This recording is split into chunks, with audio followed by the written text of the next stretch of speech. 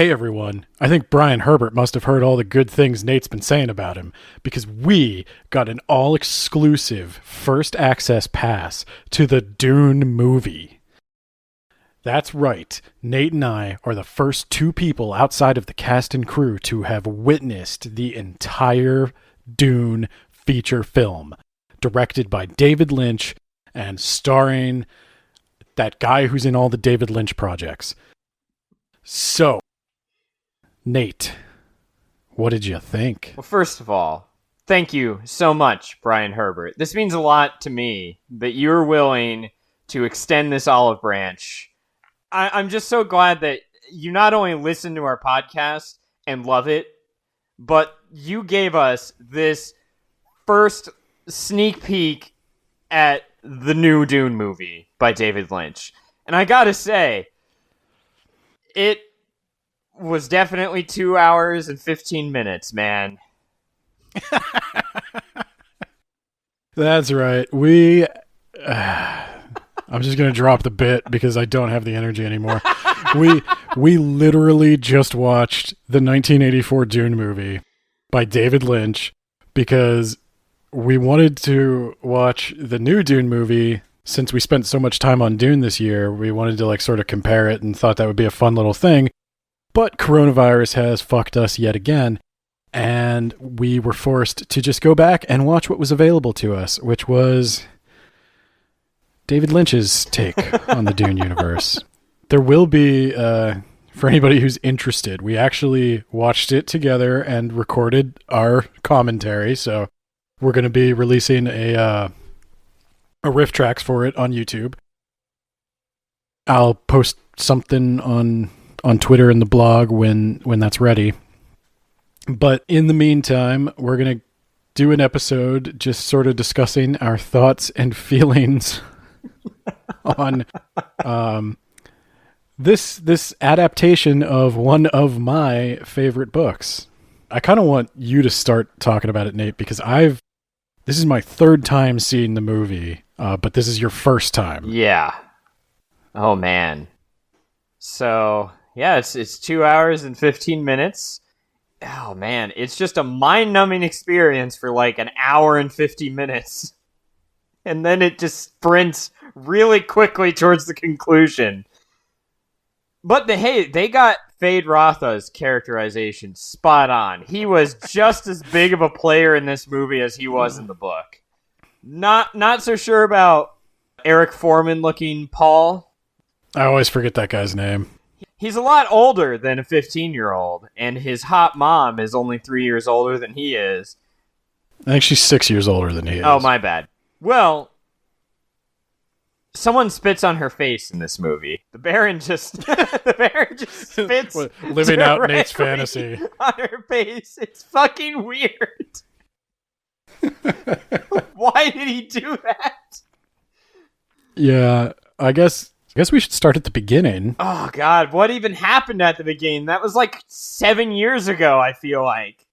The book, as we all know, starts with Paul being observed by Jessica and the Reverend Mother Gaius Helen Mohiam, and they're talking about how special he is and how he's the one, and we get sort of the setup of the book, that Paul's our main character. Paul is prophesied to be some big deal, and we kind of go from there. And we get a little bit of establishment that this is a future world. There's different planets. There's space travel, all that junk. Do we get that from the movie? In the movie, the movie begins instead with a mysterious blonde woman who I, having read the books, recognized as Princess Irulan. But I don't know if the audience would have known who she was had they not read the book. She kind of fades in over a starry background and gives you a brief explanation. She fades in and out and then in again a few times. And then out again. Yeah. So Princess Irulan comes on to explain the setting. And then the Spacing Guild comes in to explain to the Emperor that Paul is this chosen one prophecy guy who's going to fuck up all their evil plans. And then I feel like there's a third layer of exposition there are multiple layers of exposition. Where we finally get to... Paul is looking at his digital books, telling him Yes, things. yes. So I think it's about 30 minutes into the movie where the movie actually gets to the point where the book starts. Yeah. Yep. It's mind-numbing. It's fucking awful. I remember saying at like the hour and a half mark or so, maybe it's like an hour 10, where the Duke is getting killed. I was like, oh, that happened quick, and you're like, it's over an hour into the movie, dude. And yeah, no, you kept saying, you're like, well, because all the action is rushed. Yeah, what it is my brain just got numb and just time stopped being a concept, and I just kind of fade away, and then some stuff starts happening, and I start paying attention, going, oh, wow, here we go. Something interesting's happening. They got to this part of the book pretty quickly by cutting all that shit out. But they didn't. It was not quick at all. No, it's a dense book. I mean, the biggest challenge to adapting Dune, and we really wanted to do the 2020 movie because I feel like they're going to do a better job. I feel like they've probably learned from the mistakes of this movie. At the very least, they learned from the mistakes of this movie in recognizing that it needs to be more than one film. Because there is so much to establish. Dune, it doesn't fit easily into the sci-fi mold, and that's part of the reason why it's my favorite book. Because it's a space opera, but it's not familiar. It's not like Star Wars. It is kind of a hero's journey, but then it wraps it in all this political intrigue. It's not World War II in space. There's not an evil empire and dogfights. Yeah, there's no dogfights, there's no spaceship fights, and most of it takes place on one desert planet. It's much more about the human experience than a lot of sci-fi is directly. A lot of sci-fi is more about humanity and its relationship with its technology.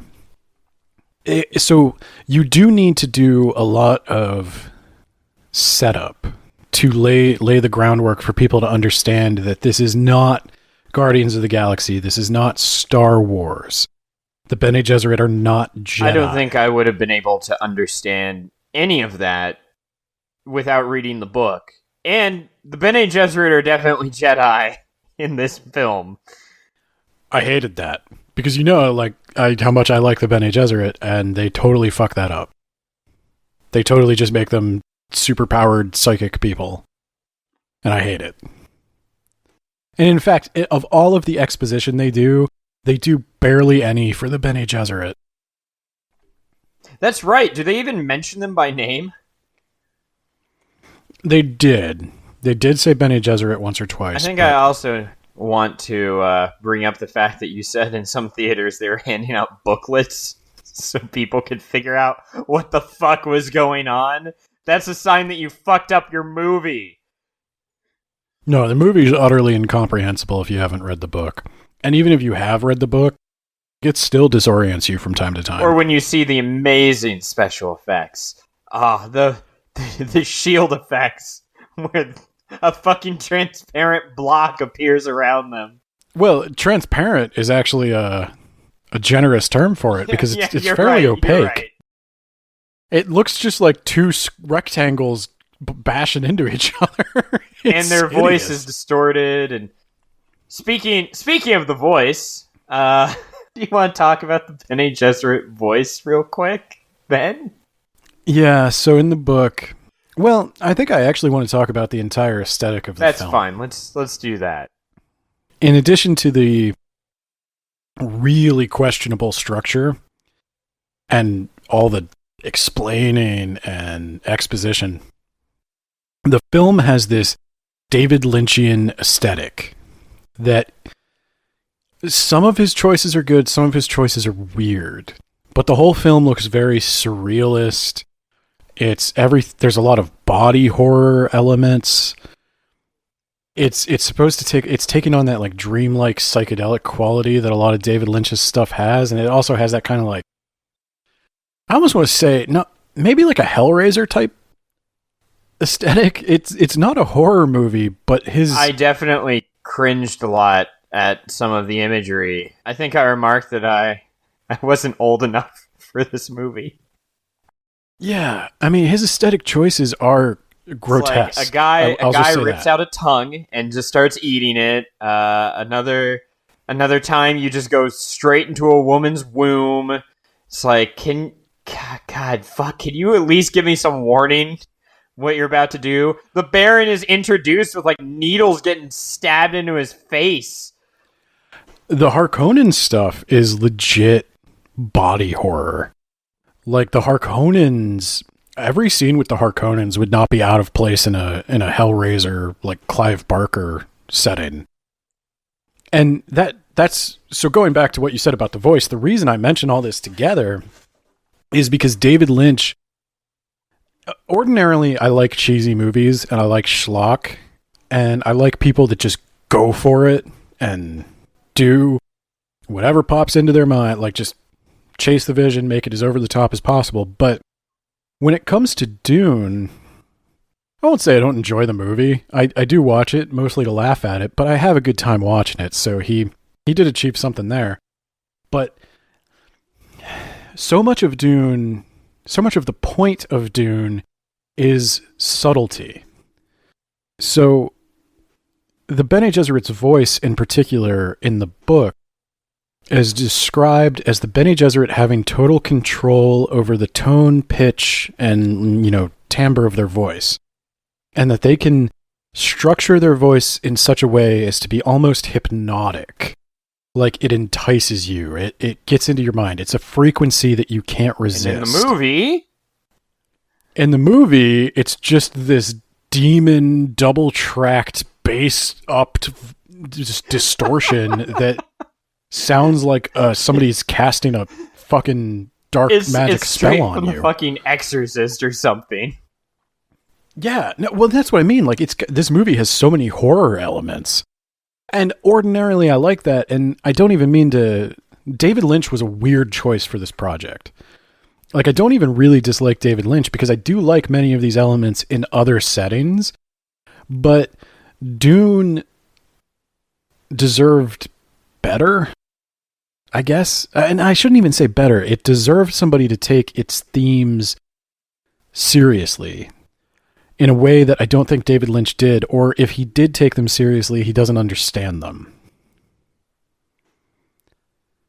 What did you think about the aesthetic? Like, did you think his visual choices... I loved when the guys with weird, giant, like, see-through helmets and trash bag armor, when they attacked those guys in traditional military uniforms using wrestling moves and guns that didn't fire anything. I thought that was great. I don't know what you're talking about, Ben. I'm pretty sure that the moral of the story is be God, I guess. Yeah. Well, and that was the thing. We criticized Dune for being long and plotting, and it could have easily cut a bunch of shit. And this movie carries in that same tradition by having like an hour and a half at the beginning you could just cut. I wrote a blog post about whether or not I thought Paul was a white savior stereotype.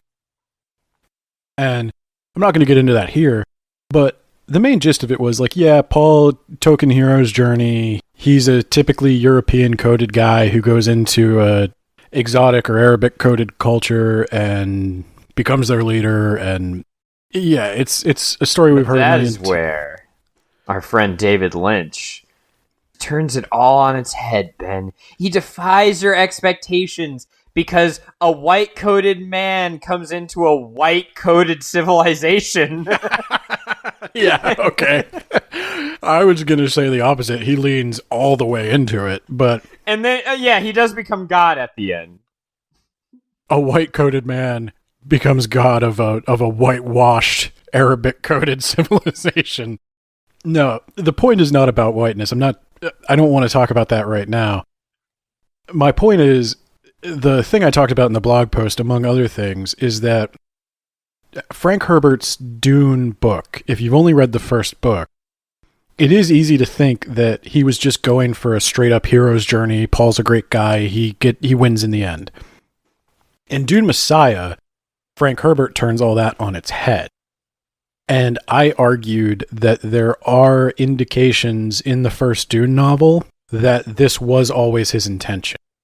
That he was trying to set Paul up as kind of a darker figure. And maybe Frank Herbert was trying to talk about the problems of letting your society fall under the leadership of a hero. And hero worship in general, and the problems with heroes of all kinds, not just the white savior kind. Like, Frank Herbert, I think, was trying to deconstruct the idea of a savior, whereas this movie totally missed the boat on that, leans all the way into it. Paul is not only a literal savior, he's a literal god with magic. Yeah, he's got the magic to make it rain. Yeah. The end, where he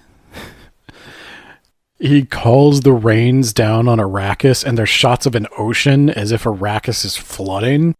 Was that what I was supposed to get out of the shots of the ocean? Boy, I have no idea, man. Well, it's like you were saying, you said a million times, like, what is that supposed to mean? What am I supposed to get out of this? What is your shot? facial reaction conveying? Sting, you gotta tell me. I know you listen to our podcast. What was the facial reaction that you're going for when you were just standing in your space underwear, making weird eyes at the Baron? What was that? Yeah. So, having never watched the movie, is it what you thought it would be? I thought it was gonna be like, almost like The Room, where it's just everything is wrong about it. And while I can say, I guess, that everything is wrong about it, it's also, like, boring. Like that's why when I got to, like, the 90-minute mark, I was like, oh, they got here pretty quick. But they didn't. It's just nothing happened in the last 90 minutes, and I stopped being able to track time.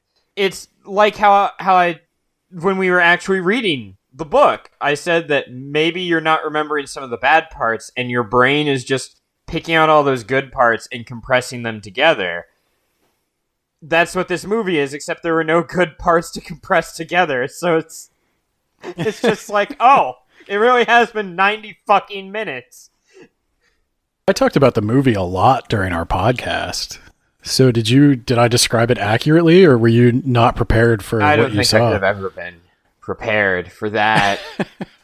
I mean, even just the fact that Patrick Stewart was there, like, I knew that you mentioned that he was there, and I knew that I saw on the Wikipedia that he was there, but he kept bringing me out of the movie. He was straight out of Star Trek.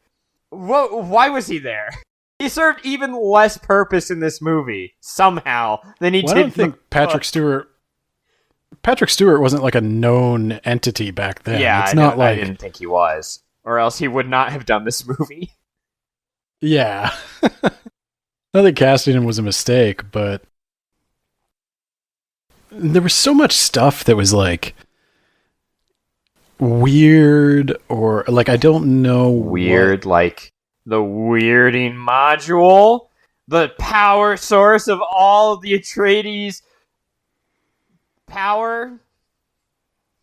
I've never been able to figure that out. So in the book, the impetus for the Emperor to take down the Atreides is that the Atreides are building a fighting force that can rival his Sardaukar. And Leto Atreides is a charismatic guy who has a lot of influence in the Landsraad, and the Emperor is starting to sense that, okay, this guy's getting a little too popular, he's getting a little too powerful, time for me to take him out. So he gets up with the Harkonnens and he decides to do that.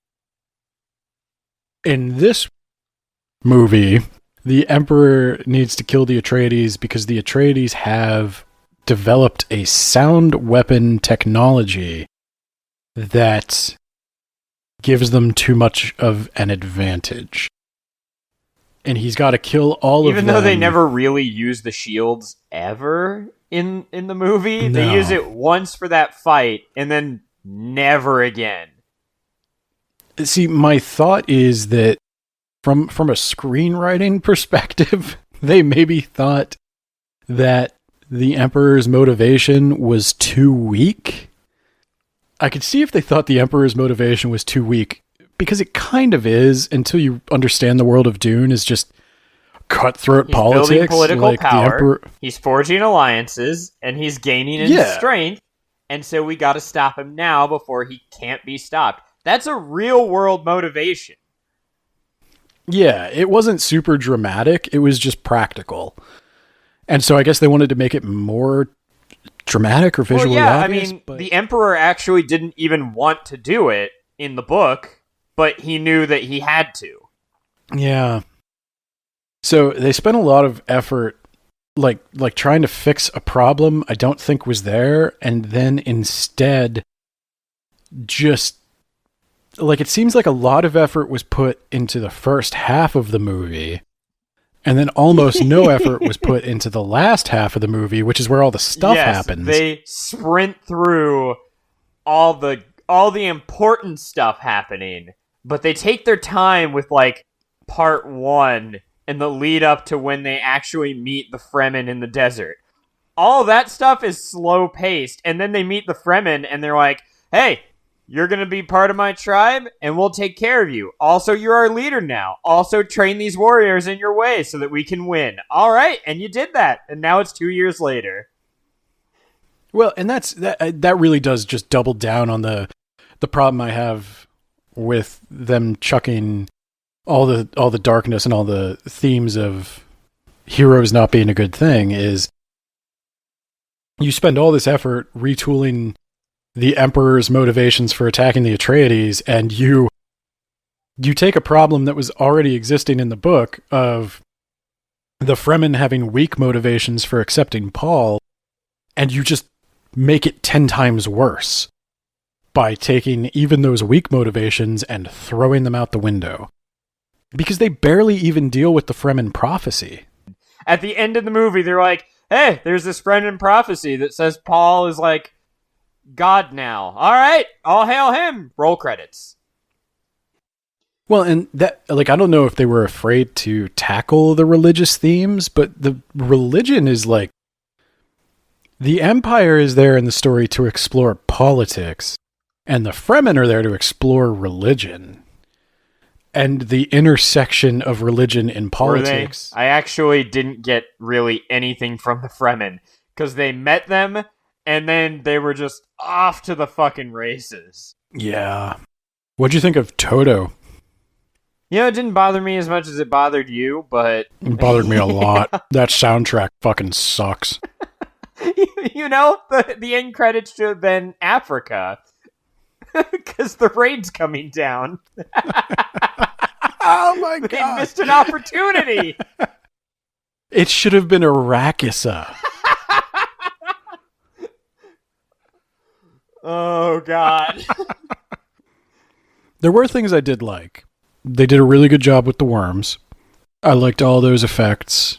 I didn't like the green screen effects. Hey, I'll give him that, because I was impressed that first time that worm came out. It was like, oh, yeah, you can actually get the scale of these fucking things. They're gigantic. The worms were as I imagined them.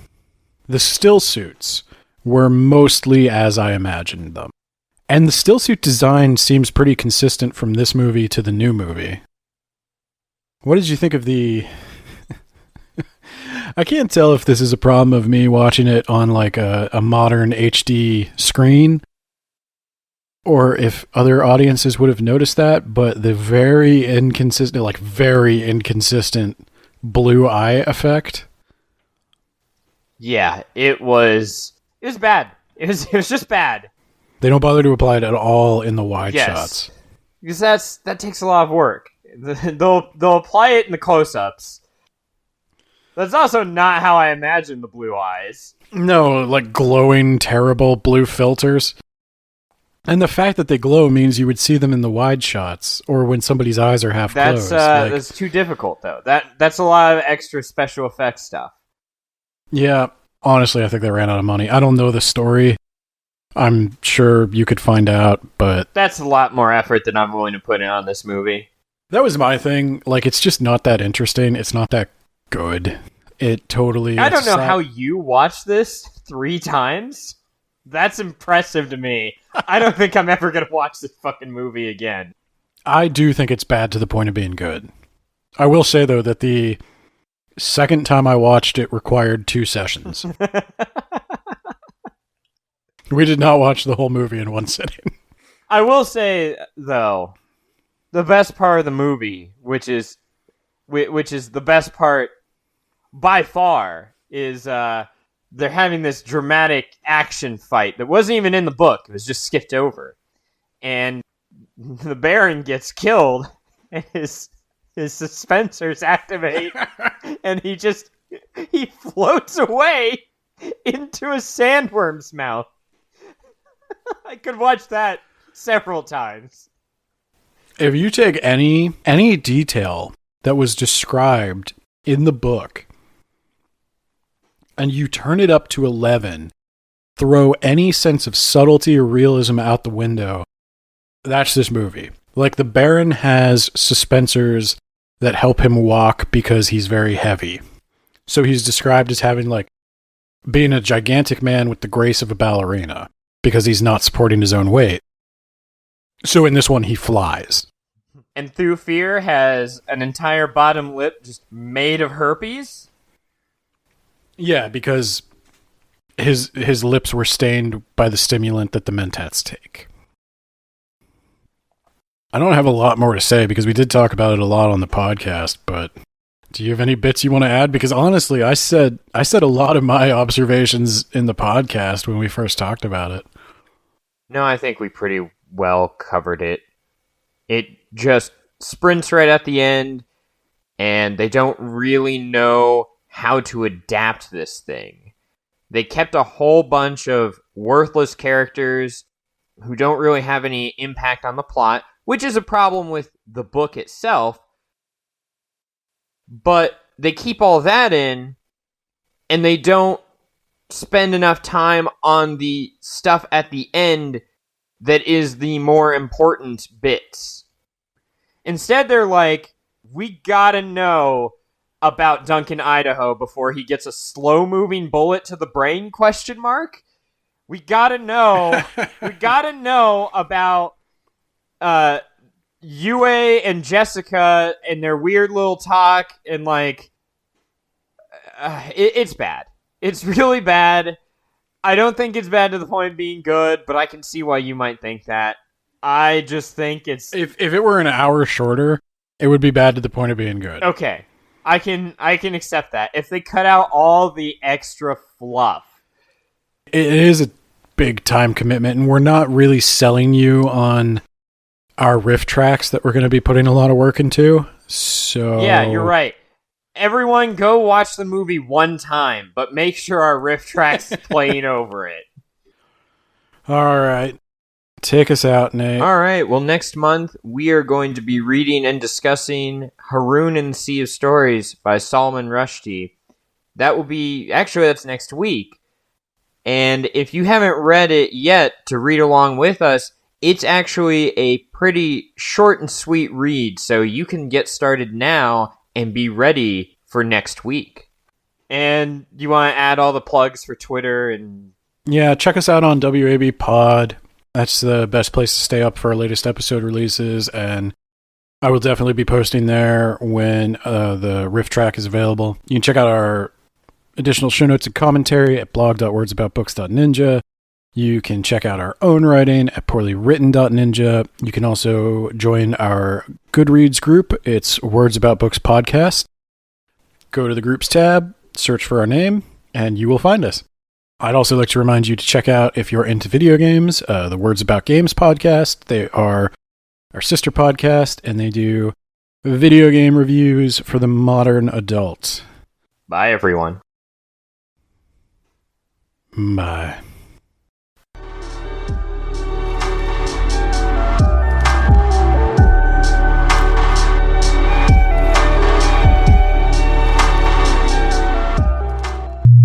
I bless the rains down in Nebraska.